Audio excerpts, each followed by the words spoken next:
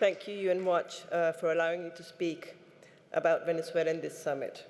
As a partner organization and as an ambassador, I can say that we have come a long way, but much more needs to be done. 9 years ago, in 2011, I took my first steps in this painful path. For years, we had tried in vain to increase visibility in the growing human rights violation in Venezuela. For the first Universal Periodic Review on Venezuela, few civil society representatives came to Geneva. Among the main concerns at that time, we counted on the closing down of the media, the confiscation of companies, and some very emblematic cases of arbitrary detention, lack of due process, and independence of the judiciary.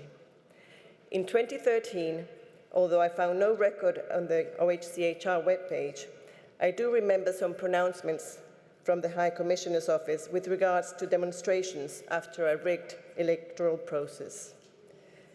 The case in point was the abuse in the use of force by those meant to protect the citizens. In 2014, we lost yet another layer of innocence in the face of pain, as we witnessed death, injuries, and arbitrary detention of dozens of students during a new wave of protests. Geraldine Moreno, Rosa's daughter, was killed in that occasion.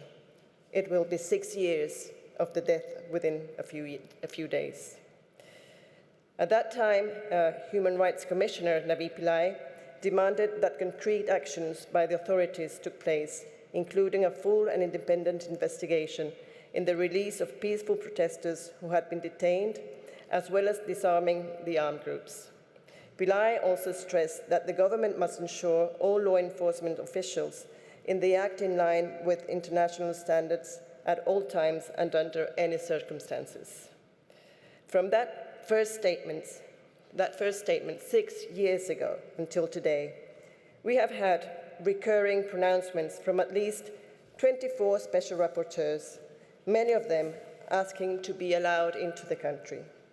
The Committee on Human Rights, the Committee on Torture, on Children's Rights, on Economic, Social and Cultural Rights, the Human Rights Council, both subsequent High Commissioners through their reports at the Council 3 times a year, have all expressed the need for Venezuela to fulfill its human rights obligations and international human rights treaties.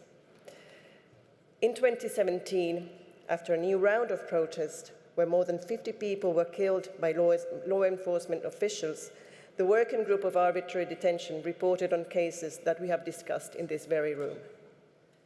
3 reports in 2017, 2018, 2019 have been written on the situation in Venezuela and the High Commissioner's responsibility. 3 oral updates, 3 resolutions, the approval of a fact-finding mission, and the establishment of a country office have been approved. I am talking about 60 actions calling the attention of the Venezuelan regime. At the time, in 2011, the concerns were about the violations of freedom of expression and freedom of assembly. Then we went down to arbitrary detention, torture, and independence of justice. Then down again to a new level of horror with extrajudicial executions. And later on the mandate focused on the loss of the most basic rights, the right to water, the right to health, the right to food. And to seek the protection, to protect those who suffer the most in a humanitarian crisis, namely the elderly, the children, pregnant women, and the poorest people. The universal human rights system has been documenting and underlying the increasing deterioration of the situation in Venezuela. However, it all fell in deaf ears. The system turned on the alarms, only to die off later in the hands of multilateral diplomacy.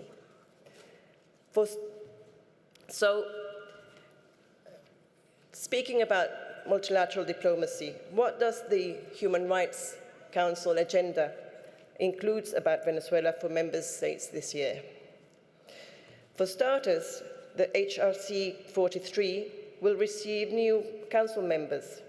Venezuela will be one of the 47 member states. Indeed, The Maduro regime was elected over Costa Rica during the past UNGA. Let me recall that one of the conditions to be elected is to have a record of promoting and protecting human rights.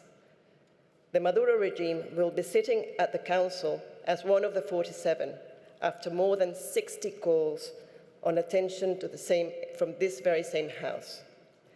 This cannot be business as usual, and Ambassador Arria will speak further about it. Additional, in this March session, we will have 2 oral reports on Venezuela.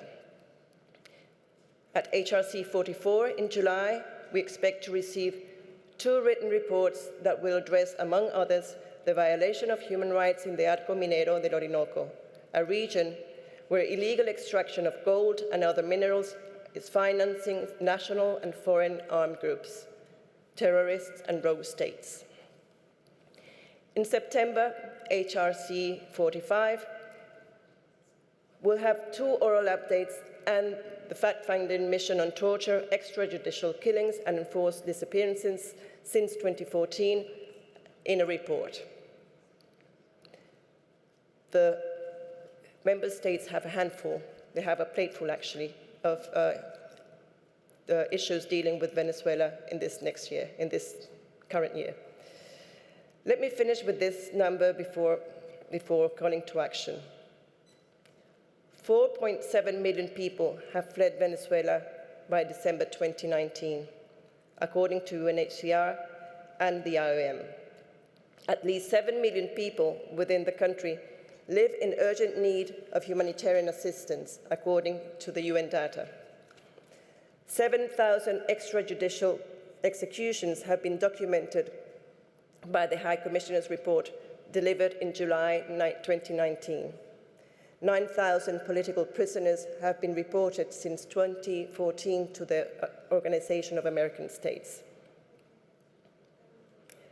My request to member states, 9 years after I started this fight, is to let those numbers sink in and to turn those numbers and all those pages written by human rights experts and the UNOHCR into decisive action. Please take action, decisive action. I thank you all on behalf of 30 million Venezuelans that have given me this space today. Thank you.